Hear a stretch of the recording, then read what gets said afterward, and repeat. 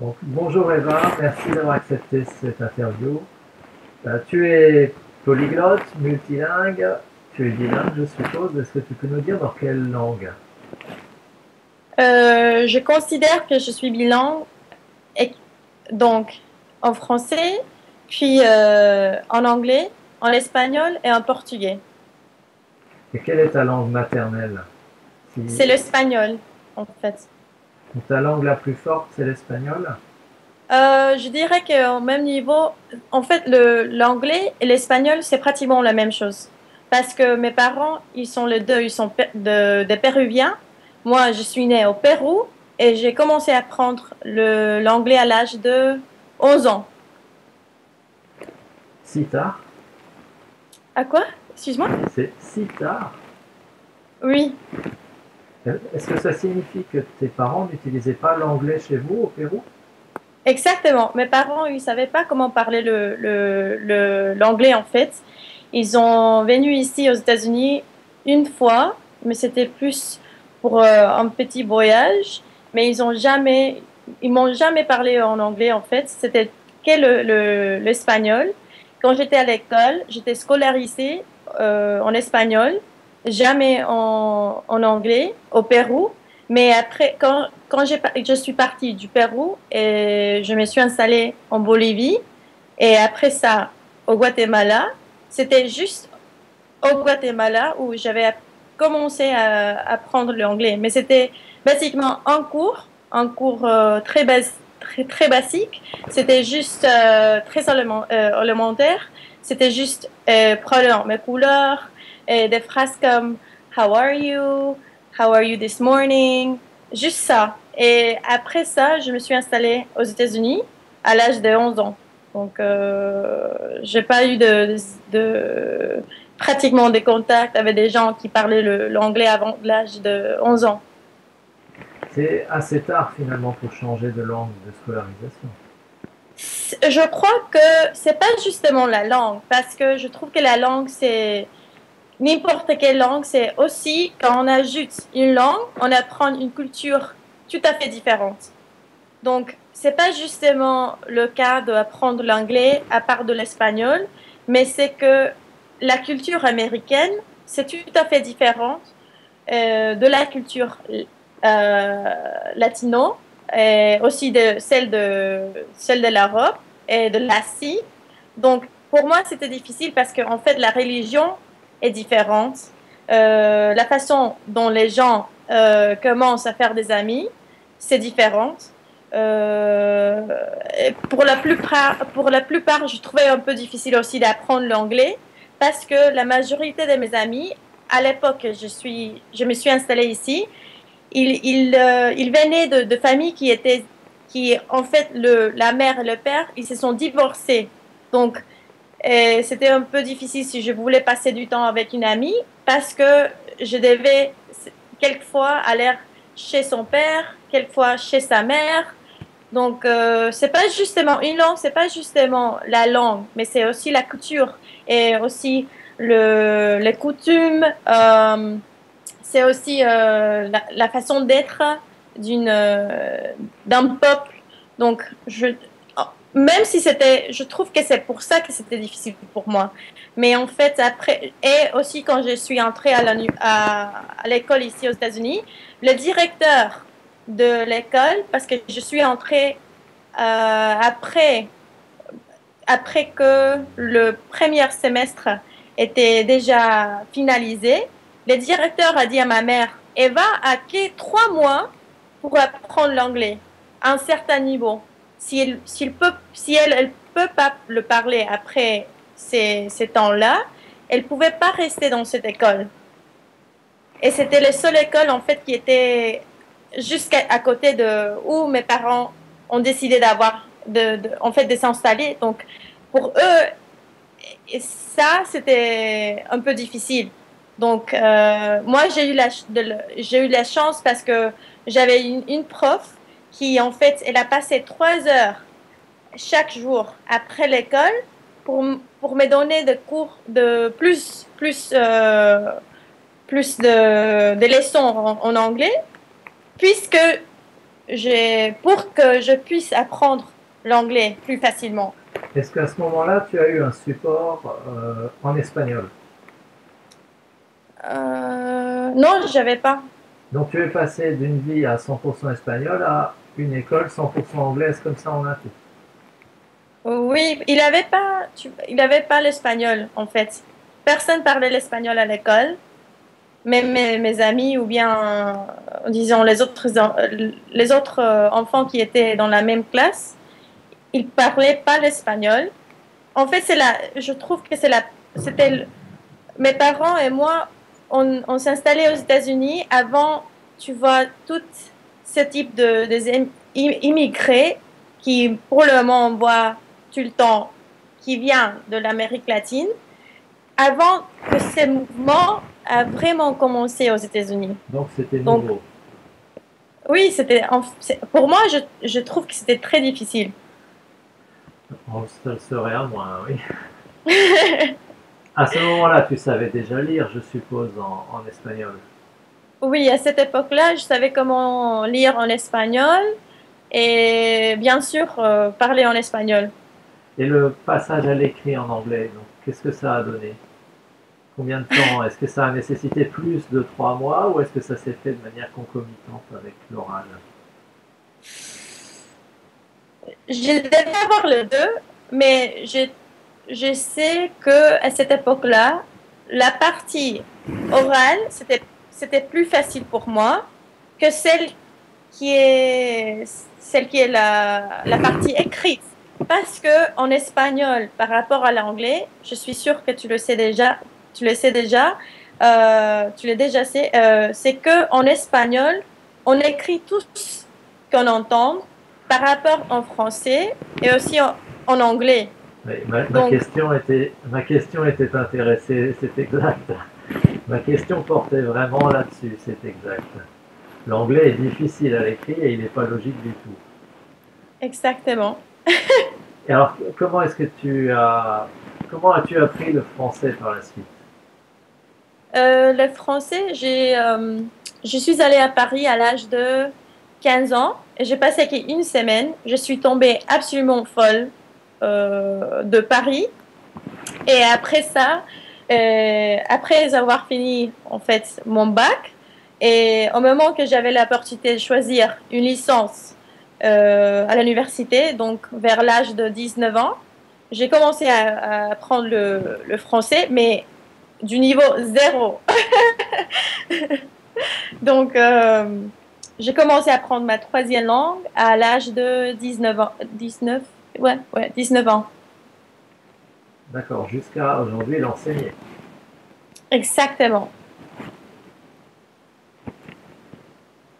Et donc aujourd'hui, je suppose que l'anglais est dominant dans ta vie par rapport au français que tu enseignes.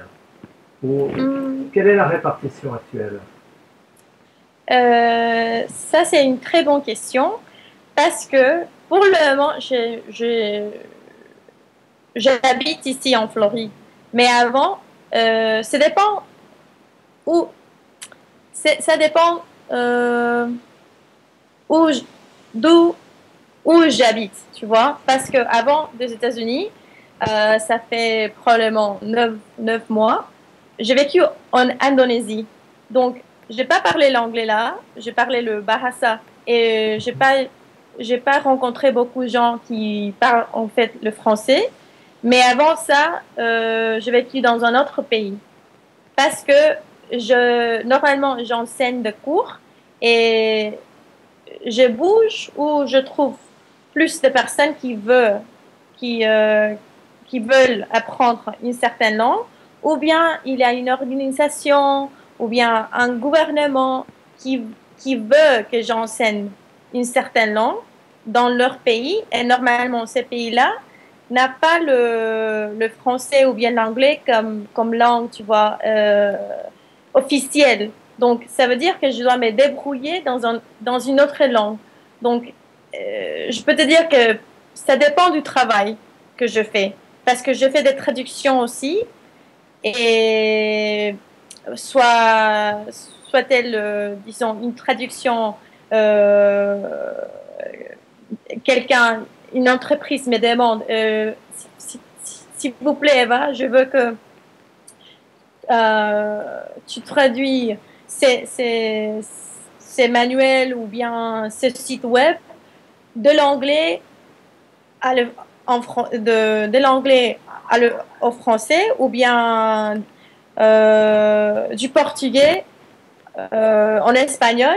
Donc, pour moi, c'est plus, c'est dépendant du travail.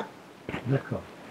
Et le portugais, parce que tu parlais du portugais, comment le portugais est entré dans ta vie?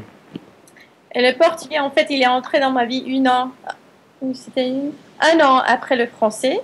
Et aussi, j'ai fait un minor en portugais, pas une licence comme le français. Et après ça, pour le deux langues, en fait, après que j'ai fini certains cours en français, je me suis installée en France, au sud de la France, à Avignon, et j'ai passé 7 semaines là. Et après, je suis retournée aux États-Unis et j'avais commencé avec le portugais. Donc, j'étais en train de finir le français au moment que j'avais commencé avec le portugais. Et après ça, je me suis installée au Brésil. Et j'ai Longtemps? passé 2 mois là-bas. 2 mois. 2 mois en suffit pour que tu atteignes un bon niveau en portugais? Oui, oui. Selon moi, pour moi, oui. Parce que je crois que dès que j'étais petite, j'ai toujours aimé faire des amis qui venaient d'autres pays. Et dans ce type d'échange, j'ai trouvé qu'une langue, c'est évidemment essentiel. Et j'ai passé des années, pratiquement toute ma formation, et en fait, c'est le portugais, l'anglais, le français.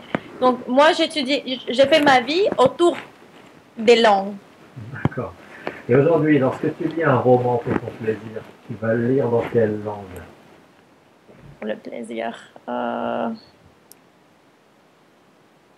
Si je décide de lire un livre, moi, je préfère ou bien le français, ou bien, si c'est quelque chose, un roman classique en espagnol, mais pour, disons, les nouvelles, normalement, je choisis ou bien le français, ou bien l'arabe. L'arabe. Tu as le Oui. niveau pour lire en arabe littéraire? Exactement, en arabe littéraire. Alors comment as-tu appris l'arabe littéraire? Euh, Encore, j'ai fait la même chose que j'avais fait avec le français et le portugais. Après que j'avais fini mes licences, je suis partie et je me suis installée au Maroc, à Fès, et Fès pour le Maroc, c'est pratiquement le centre où n'importe qui a le désir d'apprendre l'arabe classique va, parce que c'est le meilleur endroit, pas seulement selon le marocain, mais c'est si on veut étudier l'arabe classique, normalement, si on veut le faire en Afrique, le Maroc, c'est un des meilleurs pays pour le faire. D'accord. Donc, quand je voyageais en Syrie, les Syriens disaient que c'était chez eux. En Égypte, les Égyptiens disaient que c'était chez eux. Mais je ne suis Si, pas encore allé au Maroc. c'est la même chose avec leur nourriture, en fait. Parce qu'on dit, moi, j'ai le meilleur couscous du monde. Chez la Tunisie, chez le Maroc, ou bien... oui, normalement, c'est ça. Ou bien l'Algérie. Moi, j'ai le meilleur tagine. Moi, j'ai le meilleur couscous. Bah, si tu veux bien, on va peut-être conclure là-dessus. Est-ce qu'on peut dire qu'Eva a les meilleurs cours de français de Floride? J'espère que oui. Je suis ça. Je sais, en fait, je sais que je suis une bonne prof parce que normalement, le but de toutes mes leçons, c'est de vraiment ouvrir l'esprit, pas seulement intellectuel des enfants, mais aussi pour les enseigner que même si les États-Unis est un pays qui est pas connecté, disons, du reste du monde, comme l'Amérique du Sud ou bien l'Europe, où ils n'ont pas nécessairement l'opportunité d'aller à côté, disons, à son voisin et apprendre une autre langue ou bien Mhm. utiliser une autre langue, parce que même jusqu'à maintenant, les États-Unis a juste une langue officielle, pas l'espagnol, même si les Espagnols, en fait, le latino, la population latino a grandi, énormément grandi, durant ces, je dirais, 15 ans, 20 ans. Même si c'est comme ça, qu'ils qu'ils- qu'ils ont l'opportunité de l'apprendre, qu'il a une façon de le faire. Donc, j'espère que il me trouve comme une bonne prof juste pour ça. Pas, D'accord, je n'en pas doute pas. justement oui, pas justement pour ce qu'ils apprennent durant le cours. C'est pour dire que c'est ce type d'ouverture d'esprit. J'en suis persuadé et je te remercie pour cette interview. Non, de rien, c'était mon plaisir. Merci beaucoup pour m'avoir choisi et merci aussi pour cet blog qu'on a partagé, pour faire la connaissance de quelqu'un que maintenant je considère comme un ami. Donc, merci. Merci.